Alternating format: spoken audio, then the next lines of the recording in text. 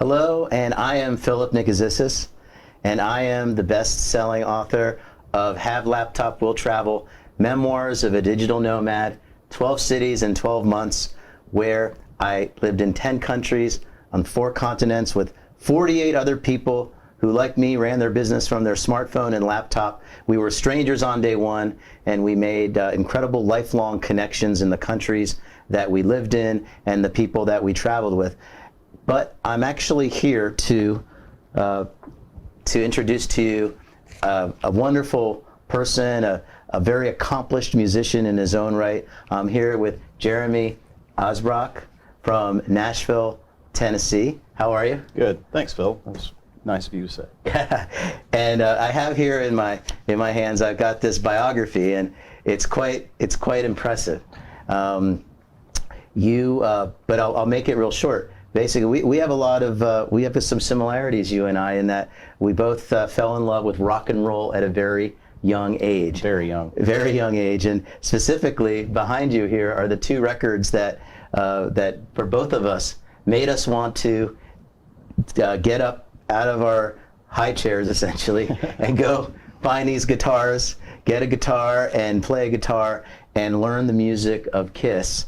And there's a lot of in between in your bio here, but fast forward, you've had quite a storied career, gracing all kinds of stages really around the world, but building your chops, building your musical personality in Nashville with different house bands and a band called Shazam. Yeah. But then, everybody in life deserves breaks, and you got a break where you actually ended up playing on stage and supporting in real life, a real person, right there on stage, playing in a band with your childhood idols, Yeah. Gene Simmons and Ace Frehley. And not just playing with them, but developing a relationship with them too. Like, being able to talk to them like friends, so to speak. And I cannot wait to get it. That's the kind of thing.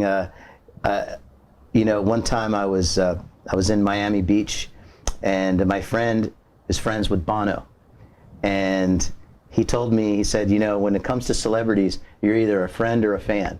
Yeah. You can't really be both. I don't know if that's really true, but we're going to talk about your relationship and your working with your childhood idols. But I want to tell the audience about our little story, and then Sure. we're going to segue into that. So everybody knows we've been living in this pandemic situation, right? And so, but before that, I saw you playing with Ace Frehley in right here in the Palm Beach area, and then in the COVID, I'm standing around. I didn't leave my apartment for 2 months, and I was just remembering back to that concert. So I Googled the members of Ace Frehley. I love the guitar that you had. Right.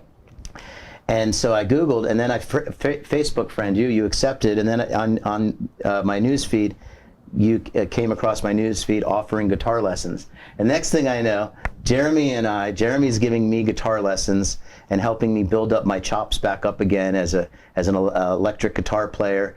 And then we, you could say we struck up a friendship. So Yeah, because at the time you couldn't hang out with your friends. So, I'm doing this thing, over the internet with you, and it's kind of like being able to hang out with somebody. So it was really like some of the only adult conversation I was getting at the time.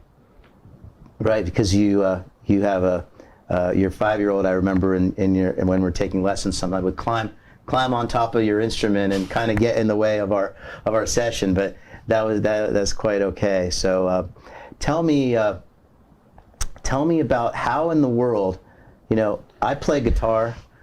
I've been in cover bands and did it to different levels of success or seriousness in my life. But how in the world did you end up playing in Gene Simmons' solo band? Well, that is a very long story, because We've got a lot of time. I didn't start playing with Gene until I was 40, and I've been playing professionally since I was 16, and I've been playing since I was 7 or 8, and even prior to that, I was already a guitar player in my head. Like, I knew it as soon as I heard Kiss. That's what I want to do. But the short version of that, playing with Gene, is I was playing in an 80s metal jukebox type band called Big Rock Show with Ryan Cook. In Nashville. or? Well, yeah, it was a Nashville-based band, but I started playing with them to do the first Kiss cruise. He was invited to bring that band on that cruise by Doc McGee because they were friends. Kiss cruise. Yes. So Kiss actually has yeah, cruise Kiss has their shows? own cruise, and That's cruise really is cool. spelled with a K. Oh, with K. Okay, that sounds like a lot of fun. So you got invited on the cruise, right? To play. So we're just kind of like the '80s metal cover band on that cruise, and then we were invited back to do the next one, and then the next one, and then the next one, and then the next one, and sometimes members would check out the shows, and the stage was right in front of the master suites, so I know they had heard us and knew that we were a good, capable band who replicated all of the songs, the way people knew them. And Ryan had a very good reputation with the camp and with Doc. So Doc McGee. Doc McGee, Who's like the fifth member of Kiss, right? Yeah, he's their manager.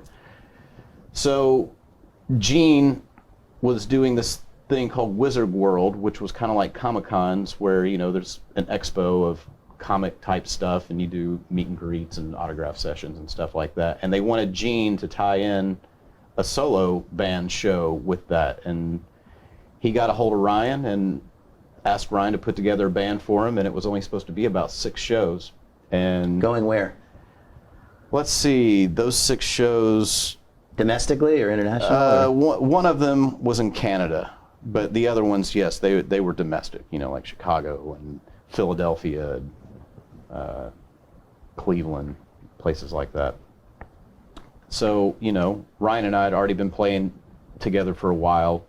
We're friends because of Kiss. Like, our love of Kiss made us friends.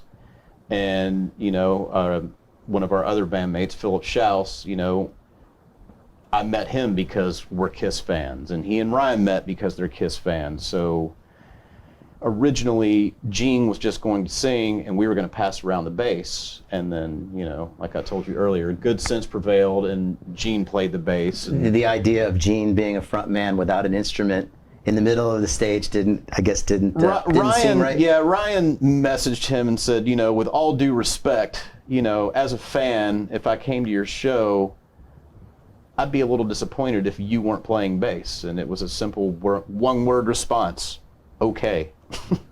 He's pretty easy to get along with, right? Totally easy, yeah. I mean, I guess like any other boss, or let's say colleague, you just expect somebody to know your stuff. He didn't always expect it. Like, we'd get an email one morning, hey, do you think you guys would be able to do like All the Way tonight? And it's like, hell yeah, we can do All the Way, What album was that from? Hotter Than Hell. Yeah. I mean, with us, we know every song in the catalog, so he didn't assume that. He knew we were big fans, but he was never very assuming, and he was always game to try whatever we wanted, and that was how a lot of those deep cuts came to be in the set. It was just, hey man, you want to try this tonight? Yeah, and sure. the fans, if they're showing up to see Gene Simmons solo act, they're obviously have a knowledge of the catalog, and if they're hearing some of the deep tracks, not the well-known crowd pleasers, but they're hearing some of that stuff, that they must have really loved that. Yes, and we had a different set list every single show. Over the course of a year and a half, we did 60 different songs. That's great. That fans really dig that, man, and it also made for multiple it's shows. more interesting for you too. Yeah. I mean, I know when I've been in cover bands, and you just end up playing. I mean, there are certain songs I probably never want to hear again because I played them thousands of times, and it can become a little repetitious. So if you're mixing the setup, that must have been more enjoyable. It's great. More enjoyable. Because I knew the fans really dug it too. I mean, I'm a fan. If I weren't on the stage, I would be in the crowd. And if I went to a show and heard all these cool tunes, and then I saw on the internet that the next night it was just a completely different set, then it would make me want to hit multiple shows. That's exactly right. But getting back to your original question, it was Ryan. Ryan was asked to put the band together. He and I already played together, so it just made sense that we all go on this wild adventure together. Who got the call? Who did Gene call, and how did it go? Did he when he said he wanted you guys? I'm not sure who he called, but he got Ryan's information from somebody and told Ryan that he would like to have a meeting with him on the upcoming Kiss cruise, which was, a couple weeks or a couple months from that point. So they had a private audience. They had a meeting right face to face with Gene. Yeah, he just like had a private dinner. And were you on the boat? I was actually, that was the one cruise I was not on. So I was not there. I didn't find out until they were docked and Ryan called me and told me what's up. And it was pretty exciting. Pretty exciting, right? So then one thing leads to another, which is kind of how, positive-minded and what positive work kind of leads one thing to another. Then you went from Gene Simmons, the demon character in Kiss, then that led to you being a guitar player for Ace Frehley, who's the original spaceman of Kiss. And the reason I play guitar. And by the way, that's a ditto. And you and I, you're my guitar teacher, and we've talked about this before we get into it, which is that Ace Frehley, I mean, he's not a guitar virtuoso by any means. No. I think that's obviously fair to say. But with Ace Frehley, for guitar players like me, and then you've even expressed this, it just made everything seem accessible. Yeah, like as a songwriting musician, I can do that. It makes it sound possible. And there's a lot of feel in his playing, and he can compose a good song inside of a song with his solos, and that's his strength. His strength is not free form or meandering type playing, jamming, so to speak. Right. He's very good at composition. Let Steve Vai be Steve Vai, yeah. And we will love that and respect that. But Ace Frehley just made it seem all possible for guitar players. So the fact that happened, I mean, honestly, the chances are probably better of me winning Powerball than getting to be in a solo band of two original members of Kiss. Not just two. Yeah. But like Gene and Ace were the guys that I gravitated towards when I discovered Kiss at 3 years old. Well, then you set your you could probably say unknowingly, unwittingly, you might have set your intentions, and then probably. I believe in that stuff, and I believe in creative visualization and hard work, and keeping your eye on the prize. Mm-hmm. There's never been a moment of my life where I doubted that I was going to make a living playing music, ever.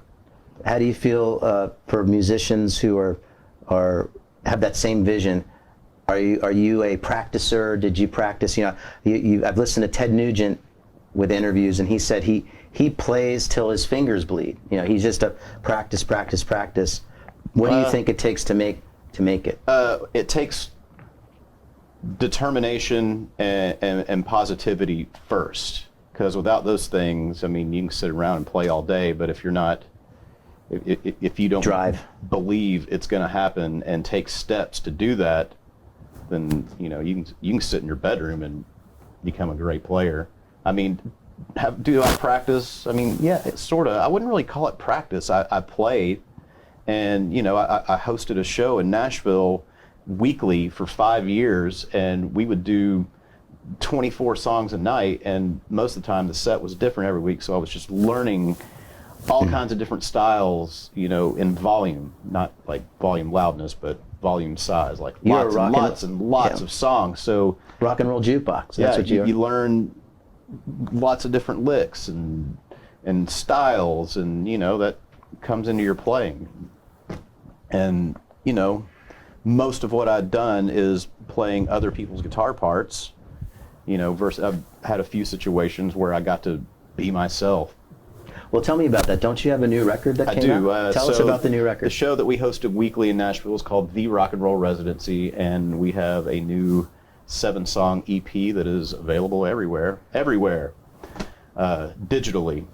Anywhere you like to go and stream music or download music on the internet, you should be able to find it. The with 2 E's. Michael Wagner, awesome producer, Skid Row. You sent me a copy before it came out, and I was like, it's just a killer record. Great songwriting. Just thank you. Great riffs. Yeah, Philip and I don't sit around and write songs. Not me, Philip. The other Philip. my partner Philip. Yeah. We don't sit around and write songs. It just kind of came to be because Michael Wagner just kept encouraging us, hey, let's make some noise. And it's like, shit, I guess we better write some songs. Where was it recorded? At his studio in Nashville. So for those of you who don't know who Michael Wagner is, he produced Skid Row. He mixed No More Tears by Ozzy. He mixed Too Fast for Love by Motley Crue. He mixed Look What the Cat Dragged In by Poison. He mixed Master of Puppets. He's produced Alice Cooper, Accept, Stryper. I mean, his list of, the guy sold over 100 million albums. So it was an honor to work with him, first of all. But he just kept encouraging us, and we had Eric Brittingham from Cinderella played bass, and our usual bass player Judd Fuller, Jared Pope on drums, and Paul Simmons on drums, and both of those guys have played in Tom Kiefer's band. It's weird, our Cinderella connection with this is pretty strong.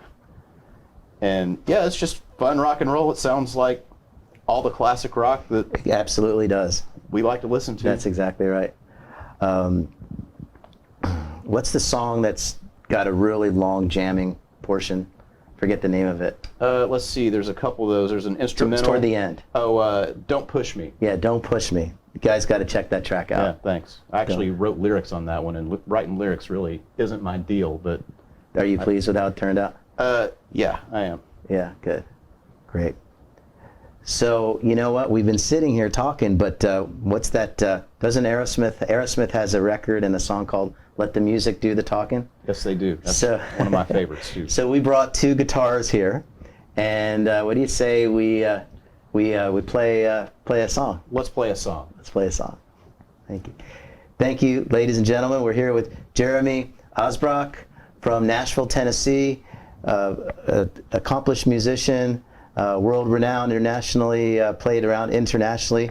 And I am Phil Nicozisis, the author of Have Laptop Will Travel, Memoirs of a Digital Nomad, 12 Cities in 12 Months, and we hope you enjoy the song we're about to play you. Should we do a song? Let's do a song. 2000 Man? 2000 Man. All right. Well, my name is